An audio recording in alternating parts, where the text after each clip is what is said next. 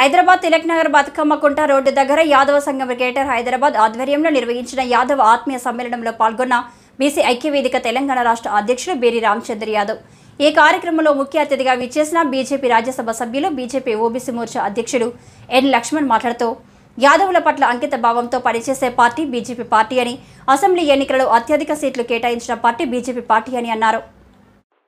యాదవులంతా సంఘటితం కావాలని, తమ ఓటు బ్యాంకుతో బీజేపీని గెలిపిస్తే తద్వారా యాదవుల రాజ్యాధికారానికి అభివృద్ధికి కృషి చేస్తామని హామీ ఇచ్చారు. ఈ సందర్భంగా సికింద్రాబాద్ కంటెస్టెడ్ ఎంపీ కిషన్ రెడ్డిని భారీ మెజార్టీతో గెలిపించాలని ఈ యాదవ సమ్మేళనంలో పాల్గొన్నందుకు చాలా సంతోషంగా ఉంది అని అన్నారు. ఈ సందర్భంగా బేరి రామచంద్ర యాదవ్ మాట్లాడుతూ రాజ్యాలు పాలించిన వారు యాదవులని అన్నారు. ఇక్కడ ఈ సభలో ఇంతమంది యాదవులతో ఆత్మీయ సమ్మేళనం చాలా సంతోషంగా ఉందని అన్నారు. యాదవ జాతి ఐకమత్యమే యాదవ రాజ్యాధికారం అన్నారు. దీనికై రాష్ట్రంలో ఉన్న యాదవులందరినీ ఐక్యం చేసి వారికి యాదవ రాజ్యాధికారం గురించి వివరించి వారిని మేలుకొల్పే బాధ్యత యాదవ నాయకులదే అని అన్నారు. ఈ కార్యక్రమంలో మాజీ మినిస్టర్ సి కృష్ణ యాదవ్, యాదవుల ఆత్మీయ సమ్మేళనం సభ అధ్యక్షులు చిట్టబోయిన నందకిషోర్ యాదవ్, గోల్కొండ జిల్లా అధ్యక్షులు Pandu Yadav, Begum Bazar corporator Shankar Yadav, Kachiguda division corporator Ramesh Yadav, సదన్ కా బాషా లడ్డు యాదవ్, ఎర్రగుంట్ల ప్రభాకర్ యాదవ్, వక్తలు మల్లేష్ యాదవ్, జాతీయ యాదవ హక్కుల పోరాట సమితి అధ్యక్షులు మేకల రాములు యాదవ్, జాతీయ యాదవ హక్కుల పోరాట సమితి తెలంగాణ రాష్ట్ర అధ్యక్షులు Vamshi Yadav, cine artist karate Kalyani Yadav, BC federation రాష్ట్ర అధ్యక్షులు ఆర్కే సాయన్న, షేర్లింగంపల్లి యాదవ సంఘం ఉపాధ్యక్షులు అందెల సత్యనారాయణ యాదవ్, గొర్రెల మేకముల పెట్టుకుంటారు జిల్లా అధ్యక్షులు మధు యాదవ్, విజయవాడ వాస్తవ్యులు ఆల బాలయ్య, శ్రీకృష్ణదేవరాయల గ్రంథం ప్రచురకర్త మరియు యాదవ బంధుమిత్రులు పెద్ద ఎత్తున పాల్గొని సభను విజయవంతం చేశారు. నల్లగున్నంత మాత్రాన ఇవాళ ఇంత అవహేళన చేసి మాట్లాడే విధంగా ఇవాళ యుధు వంశీయులుగా శ్రీకృష్ణుడు కూడా నల్లవాడనే విషయాన్ని కూడా మర్చిపోయి కాంగ్రెస్ నాయకులు దక్షిణ రాష్ట్రానికి సంబంధించిన వాళ్ళని హేళన చేస్తున్నారు. ఈ కాంగ్రెస్ నాయకులకు బుద్ధి చెప్పాల్సిన అవసరం ఉంది. ఇవాళ చర్మం రంగు కాదు, మనకు శ్రమ, కృషి, చెమటోడ్చి పనిచేసే శ్రమజీవులం. ఈ శ్రమజీవుల ద్వారా మనం చేసేటువంటి ఈ కృషి వల్ల ఏదైతే సంపద సృష్టిస్తున్నామో ఇది దేశ సంపద సృష్టిలో ప్రధాన పాత్ర పోషిస్తుంది. శ్రమజీవులుగా ఈ నల్ల జాతీయులనే విషయాన్ని విస్మరించి కాంగ్రెస్ ప్రబుద్ధులు, మూర్ఖులు మాట్లాడుతున్న విషయాన్ని మనం గమనించాలి. చాలా విషయాలు చెప్పారు. నరేంద్ర మోడీ గారు అత్యంత వెనుకబడ్డ సామాజిక వర్గం నుంచి వచ్చిన వ్యక్తి, పేదల కష్టాలేందో అనుభవించిన వ్యక్తి, పేదరికం అంటూ తెలిసిన వ్యక్తి, తన తల్లి పొరుగిళ్లలో పనిచేసి పెంచిన బిడ్డ ఈ బీసీ బిడ్డ నరేంద్ర మోడీ.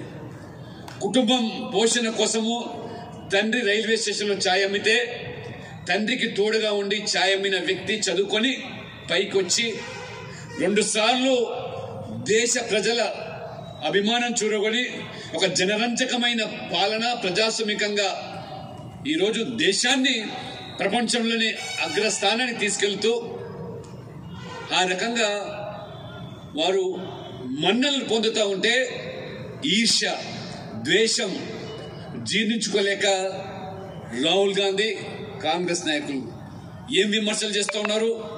ప్రభుత్వం మీద తప్పులుంటే విమర్శించండి, వారి విధానాల మీద, పేదల పథకాల మీద ఏదైనా లొసుకులుంటే విమర్శించండి. వారు అసాధ్యం అనుకున్నటువంటి విషయాలను ఇవాళ సాధించి ఇవాళ మొత్తం ప్రపంచం ఇవాళ కొనియాడబడుతూ ఉంటే 500 సుదీర్ఘ పోరాటం, సంఘర్షణ, అనేక మంది ఆహుతులైనారు, బలిదానమైనారు. రాముడు జన్మించిన భూమిలో రామ మందిర నిర్మాణం కావాలని కోరిన వ్యక్తి చివరికి 10 సంవత్సరాల్లోనే 500 సంవత్సరాల సమస్యను పరిష్కారం చేసి భవ్యమైనటువంటి రామ మందిరాన్ని నిర్మిస్తే ఆ రామ మందిరం యొక్క ప్రారంభోత్సవ కార్యక్రమానికి బాలరాముని యొక్క ప్రాణ ప్రతిష్టకు ఆహ్వానిస్తే రానిటువంటి ప్రబుద్ధులు, మూర్ఖులు, ఈ హిందూ వ్యతిరేకులు ఇవాళ మాట్లాడుతున్నారంటే మనలో పౌరుషం, చీము, నెత్తురుండి మనకు ప్రజాస్వామికంగానే జవాబు చెప్పాల్సి వస్తుంది. ఒక బీసీ వెనుకబడ్డవాడు ఈ రకంగా ప్రజలతో కొనియాడబడుతూ ఉంటే ఇది మా జన్మ హక్కు, మా కుటుంబం ఆగర్భ శ్రీమంతంలో పుట్టిన మేము ఈ ఛాయ అమ్ముకునే వాడితో పోటీ పడడం తగునా అని భావిస్తూ వారు ఏ రకంగా వారి కులం మీద జాతి మీద విమర్శలు చేస్తూ ఉన్నాడు ఇవాళ రాహుల్ గాంధీ. మోదీ అనేటువంటి కులమంతా కూడా దొంగలని చెప్పి అభివర్ణిస్తున్నారు. కోర్టు ముట్టికాయలేసి శిక్ష వేసి ఆ లోక్సభ సదస్సును రద్దు చేసినా బుద్ధి రాలేదు. అంటే ఒక పేదవాడు బీసీ ఈ దేశానికి పాలించే హక్కు ఎక్కడిదని చెప్పి ప్రశ్నిస్తూ ఉన్నారు. ఈ కాంగ్రెస్ ప్రముఖులు మాట్లాడుతారు, ఏ చాయ్ బేచనే వాళ్ళ దేశ్ కు చలానా ఉత్తన ఆసానీ ఐక్యా జితనా చాయ్ బేచనా దేశ్ చలానా శక్తి అని చెప్పి ఆ రకమైన వ్యాఖ్యలు చేసినా ప్రపంచంలోనే 11వ స్థానంలో ఉన్న దేశం ఆర్థికంగా ఇవాళ 10 సంవత్సరాల్లోనే 5వ స్థానం తీసుకెళ్ళిందంటే అది ఒక బీసీగా ఒక గొప్ప ఆర్థికవేత్త కాదు, ముందు చూపుతో నడిపించే వ్యక్తి 3వసారి ప్రధానమంత్రి అయితే భారతదేశాన్ని 3వ ఆర్థిక దేశంగా తీర్చిదిద్దేటువంటి ఆ గ్యారంటీ మోడీ గ్యారంటీ అని చెబుతా ఉన్నాడంటే సహించలేకపోతున్నారు.